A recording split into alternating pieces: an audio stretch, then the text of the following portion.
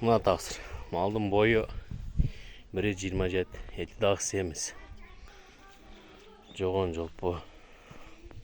Құрсақ тома. Жамбаштар ям төпіштік. Evet, arғы емес. Қарчығалу. Белдүү мал.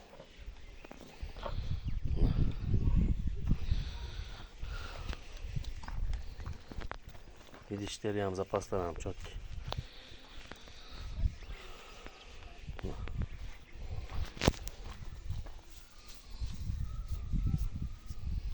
Jelleri ям жоğuş. Süzbeytem tek pek dağı. 4 jelini ям рабочий. Uşu mal. Жаңағыдай тико пико емес. Boyu taza 25 kalorisi. Söz neyiz 27. Boy. Cıldızlı sulu mal.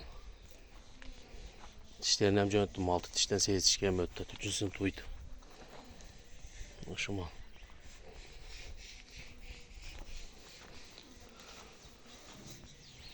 Hiç emez. Aldıyam keng. Artıyam keng. Buna zapastar da. Deyen çıklatırım mal. Kalasanız satası.